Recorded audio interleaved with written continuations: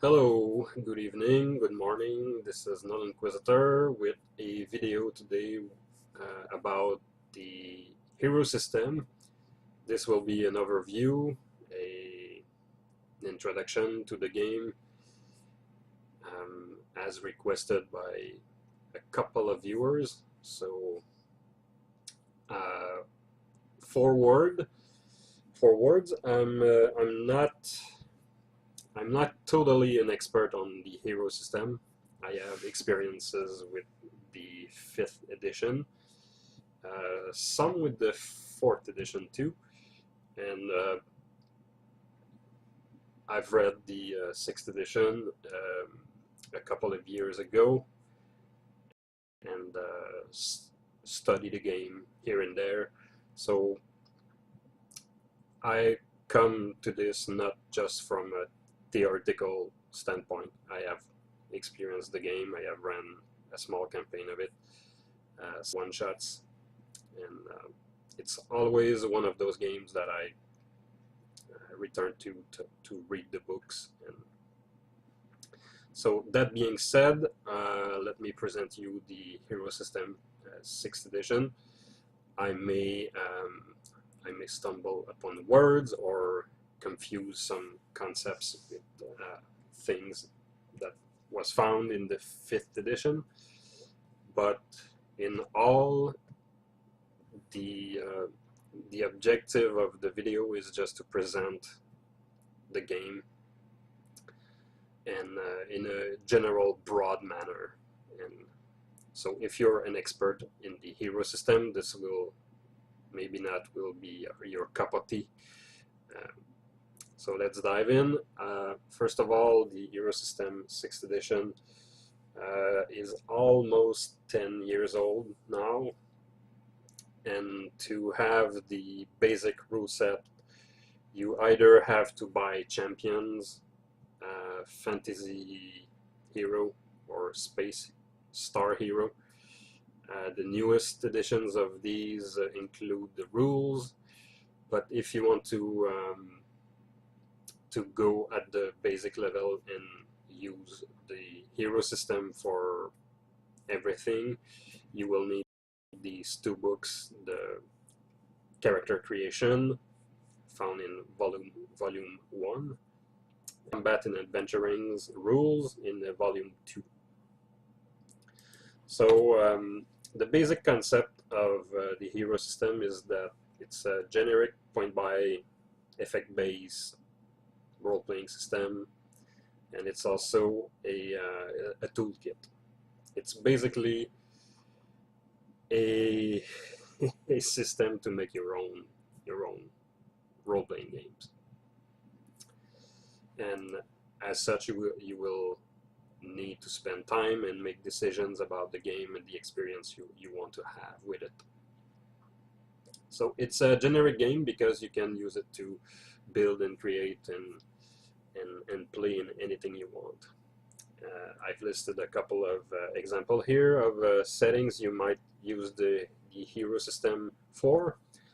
Old West, space opera, noir detective stories, anything superhero, even mechas versus kaiju type of stuff.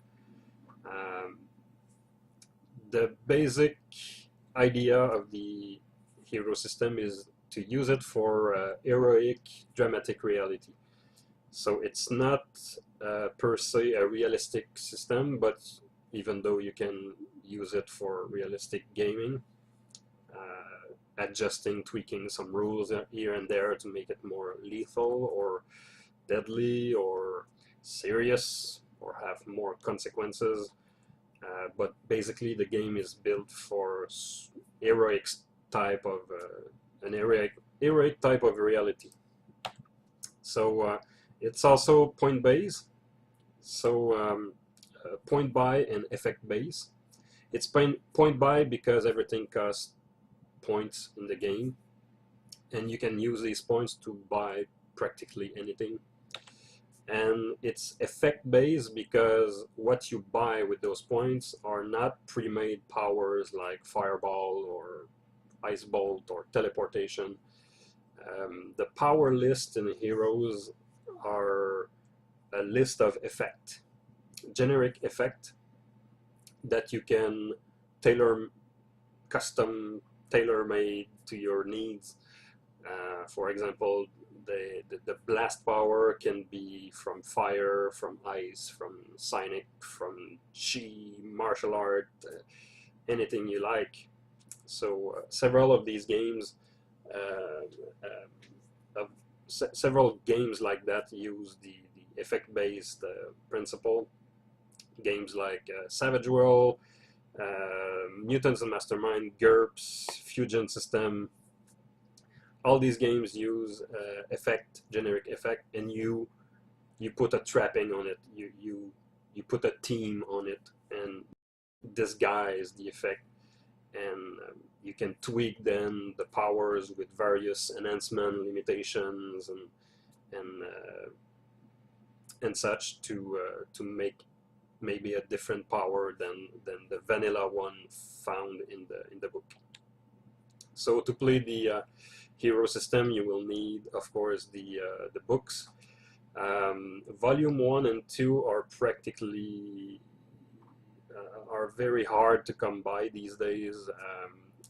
A simple search on Amazon or eBay, you might find copies of these books at ridiculous prices. Your better option is to buy the PDFs on DriveThruRPG, or to buy print-on-demand copies of these books also on DriveThruRPG, because they printed like very low numbers of these books as the current market requires, and these games are pretty rare in their original print run. So you'll need the usual character sheets, pencil, dice, lots of d6, six-sided dice and such. You will need buckets of them, especially if you want to play that powerful superhero game. It is customary to have characters punch each other and do like 10d6 points of damage or multiple times, and sometimes higher than that. If you play a lower level game, you will need lesser, of course. A calculator or a spreadsheet is also kind of important, since you need to calculate points, especially at character creation. After that, it may be used for tracking body points, stunt, and of course damage. So a calculator may be useful at your table, and it's one of those games you need to have a calculator around to check big numbers. Of course, it's part of the fun of this game also to throw a bucket of dice on the table and shout 48 points of damage. It's one of those games. You also need time to play this game, to run it. This game takes a little bit more time than modern games. It's a game of its time, even if the 6th edition is the most current edition of it, with many tweaks and optimization in it. It's still a game of the early 80s, so it was built from the idea of moving miniatures around and having a lot of granularity and details to your characters. So you will need time to use this game properly. And optionally, you may use, of course, maps and miniatures. People who are used to the hero system don't need to do that. Just on the fact that the game uses meters, seconds, and plane measurements in reality, so you can pretty much have a good idea in your head of a scene and not use a grid per se. So the game uses exclusively 6-sided dice. The basic resolution is you roll 3d6, and if you roll higher than a certain value, you fail. It's basically that. Those who have played GURPS, it's the similar mechanic. In fact, historically, GURPS was based on the ideas found in the hero system who came first, and took a tangent with it. So an example here would be I have a stealth of 11. The little code here is 11 with a minus sign to the side. That's a code in hero system to tell you 11 or less. So if I roll 3 to 11, it's a success. If I roll higher than 12, 12 or higher, it's a failure. A 3 is always a success, and an 18 is always a failure. Of course, as any game using a bell curve, probability curve, 3d6, the lower you roll, the better are your success, and the higher you roll, the worse is your failure. So you might include that into your description and effect in certain scene. Let's talk now about character creation. First step would be very important, is to talk with the GM and the other players, because this is where the character creation is it's at its most important. You need to understand the campaign, the genre, the tropes, the idea, the general idea of a campaign. You cannot create a hero system character in a vacuum. You just can't. Well, you can, but your character might not fit a particular campaign. So if you are joining a new group, you might want to ask the GM a lot of questions, and the GM might give you a list of things to do with your characters, like how many points you may spend in powers, what is the maximum point you can spend in a complication or into one power, what is the maximum of the stats, for example. So these are just an example of what the GM might give you to create your character. Then once you know the campaign, you can go into step 2. You may now conceptualize and have an idea of what your character will be in this game, knowing all the details and variables of one game. Ideally, you might want to create your character next to the GM or with the other player, maybe during a session 0 type of event. Once you have an idea of your character, you might want to notice the area or the focus of your character.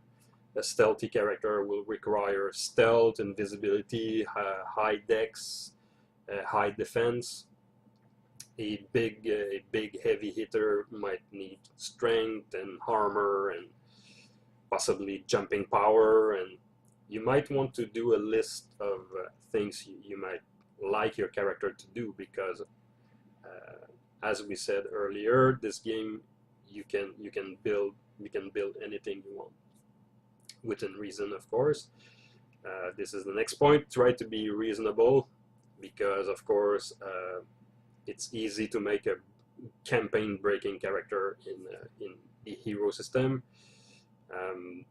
Of course, a GM used to run hero will automatically notice a character that is not fit for a campaign, and might discard a character or ask to revise or tweak his ability.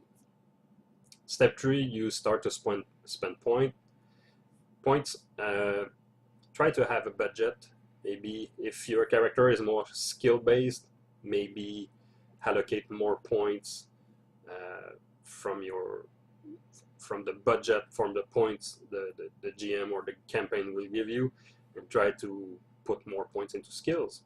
Or if your character is really like the power guy, maybe budget that in consequences. Respect the campaign limits. There's nothing worse than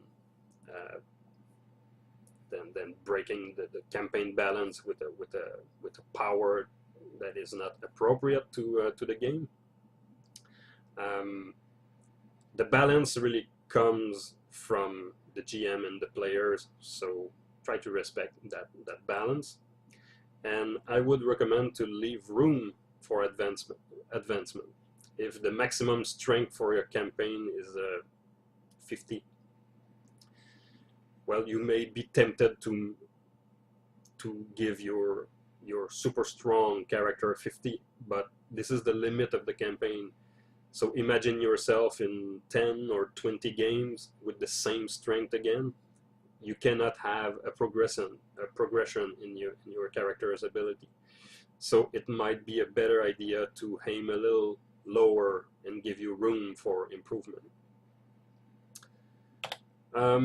When you create a character, you will be probably asked by the GM, or you will probably ask yourself what type of character you might need to create. There is 2 modes of character creation, or 2 modes of play in Hero: the heroic mode and super heroic mode. In heroic mode, you tend to play low point characters that are extremely skilled, and in super heroic mode, you create normally characters worth hundreds of points, and you have the permission to buy powers with these characters. When you create a character, not everything costs points. You will have freebies on the side in the form of everyman skills that everyone in the campaign might have, such as an example would be in a Viking game, everyone knows about hunting and boating. So while a modern campaign, these would be like hobbies, or but everyone would know how to drive a car and operate a cell phone and a computer. So some skills will come into a package called Everyman Skills, and those are free. You can of course use points to boost some of these skills, of course. In an heroic campaign, equipment won't cost a thing. A gun is a gun, a car is a car. If you crash a car, you can buy another one, and it has no bearing on your character. Of course, in a super heroic game, your car is like the Batmobile. So if you crash the Batmobile, you will recover your points, and maybe you will have the possibility to buy one more, or use these points to buy like a bat plane and do something else with these points. It's all depend, of course, of the game, of the GM, on the GM. But yeah, normal equipment in a mundane or heroic campaign costs nothing. Things everyone has in a setting won't cost a dime also. So anything the GM will allow is free, and you won't have to spend for it. There is this thing called templates that you might want to use to save time. For example, here the cop template will list everything you need to have to be a cop using the hero system terms, and the points you need to spend to have it. It's not like you can do it like a package deal. You can write on your character sheet like cops with points next to it, but in a typical hero system manner, you will have to list everything on your character down to the details. Here are some guidelines to create a character for a standard, if there is such thing as a standard, typical heroic campaign and superheroic campaign. And here are some nitty-gritty details about character abilities. We can see here that standard heroic campaign, your characteristics should be around 10 or 20. Your speed should be around 2 to 4, and etc. You should receive something like that from your GM when you create a character. Like, what are the limits of the campaign? And here's an idea of how to create a budget for your character. For example, a superheroic character that is skill-oriented will spend 160 points on characteristic, 140 points on skills, as opposed to a power-oriented character would spend 50 points. So these are recommendations.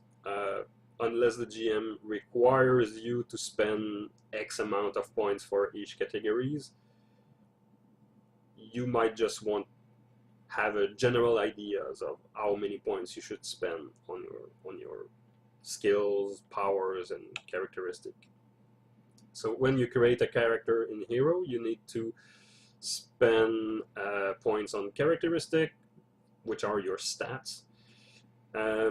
Basically, you have in 6th edition, you have 6 stats, and these 6 stats will be very familiar to you if you played any Dungeons and Dragons, Mutants and Mastermind, any D20 games. They don't have the same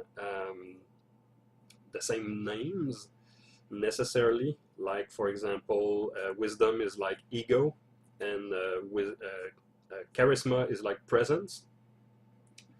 But these are you can use that familiarity to bring people into Hero, and then you have 11 more sub characteristic, like body, stun.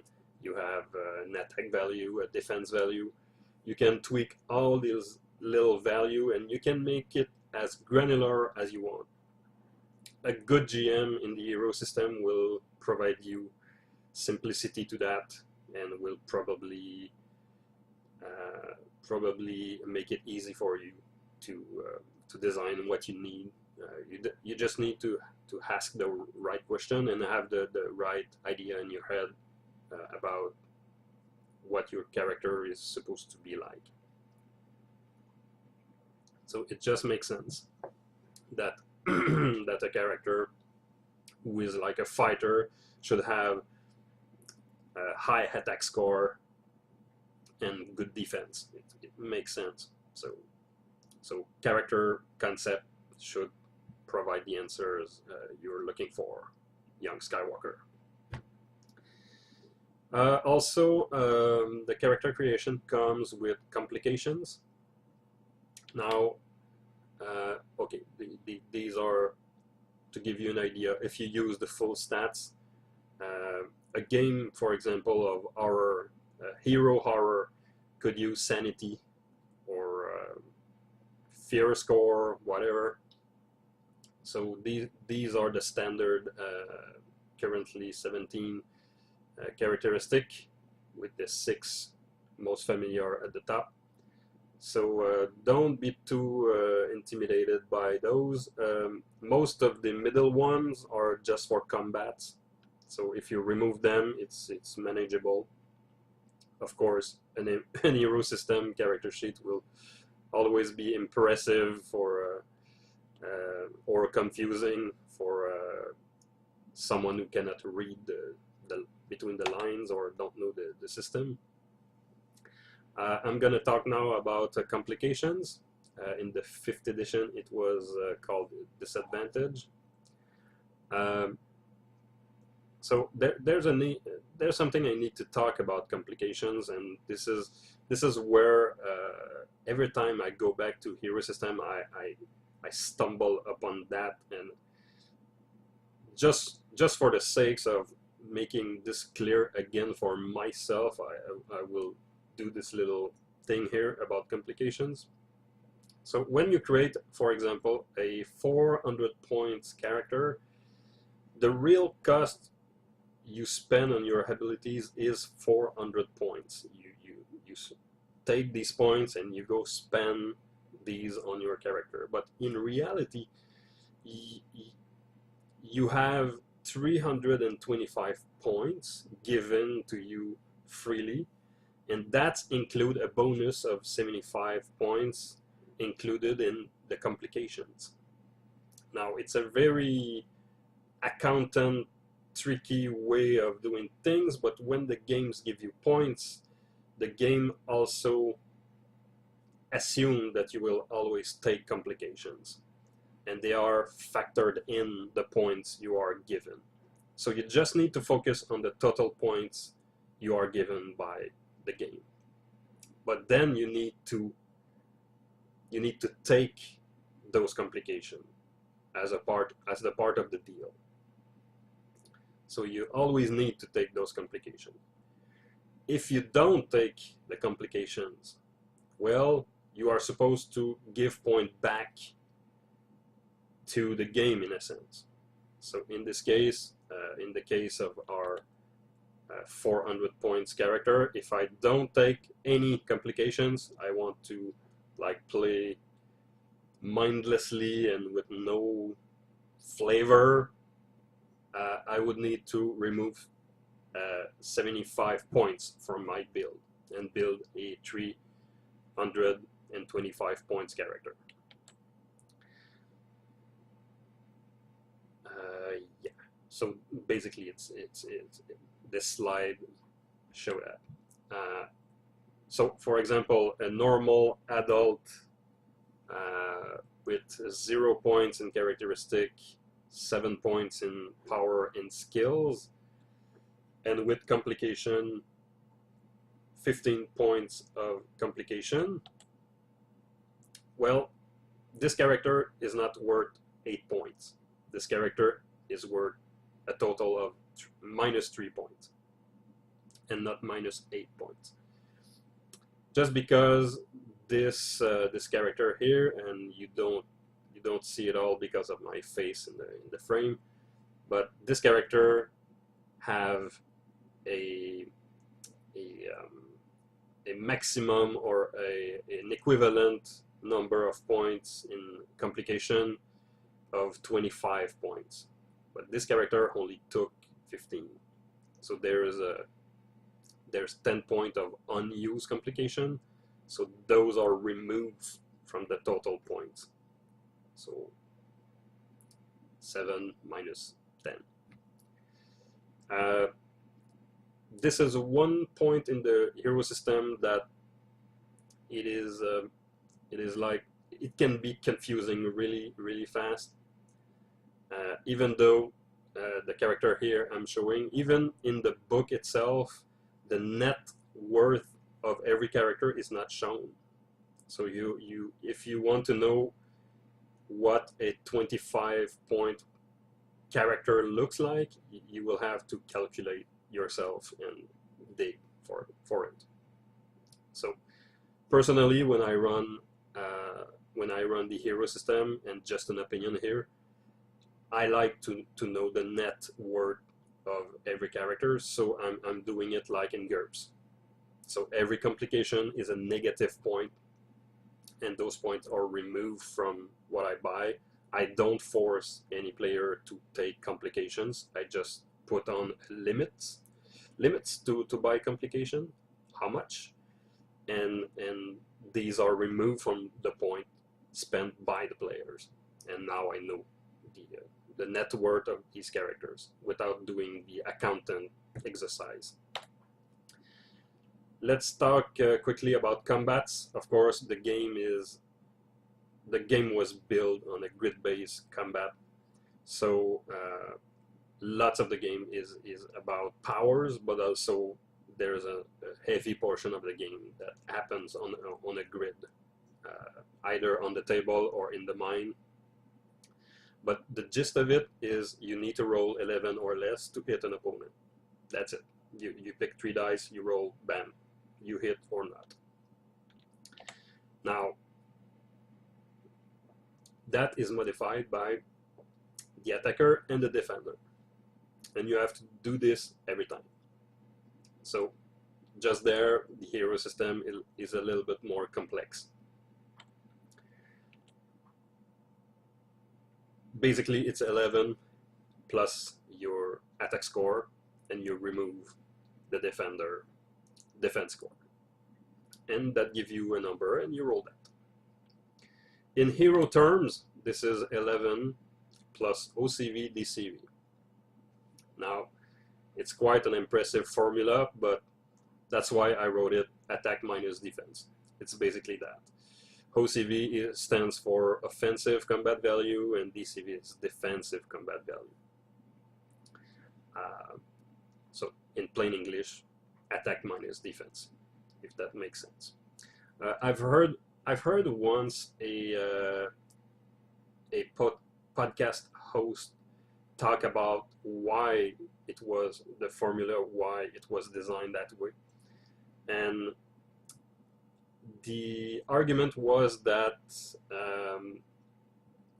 the GM needed to keep secret the defense value of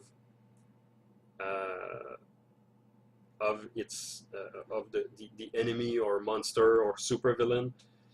So this number was only used by the GM. So if true, that could make it very, very easy on a player if you want to play the game. You don't need to know that algorithm or formula, if that makes any sense. The GM will only ask, what's your OCV? Or he will have it on his sheet. He will just compare 2 values and say 12. Or he will say nothing. Just roll the dice and we'll see. So a quick example here. Let's say Nightman, a street vigilante, has an OCV of 5, and you want to kick in the face a bank robber with a DCV of 2. So that's 5 minus 2 plus 11, that's 14 or less. So that's the kind of math you need to do in Hero to play. And it's probably the hardest thing in the system, quite honestly. The rest is pretty much front-loaded in advance. This chart here represents the action in a round. A round of combat in Hero is like it segmented or divided into 12 segments. Now, I believe each segment is 1 second long. I could be wrong about that, but people have done it differently. You could decide that the whole thing is like 1 minute or 12 seconds. Doesn't matter. It depends on your game. So your speed stat will determine how you act, when you act, how many times you act. The speed stat is one of those who must be controlled into a campaign, or it can get ugly really fast. So there are recommendations to have the player characters in a certain bracket, or force them to have all the same speed. And of course there are optional rules you may find in the book, I believe, or online or whatever, to not use the speed chart altogether. It's all depend again on how you use the toolkit for your need. But basically this system was created to make speedster like act more often. It can be campaign breaking very easily. especially if you have a character with a speed of 1 and the majority with a speed of 5, you can see how one character won't get to act often, and if that's a poor player, that poor sap won't play that often. And of course, it's not the ideal situation. So, so this was the overview of the Hero System 6th edition. Thank you for watching. I may or may not do other video. Maybe character creation would be fun, but you see it's already a 35-minute video, so yeah, maybe if demands is enough. So thanks for watching, and see you next time.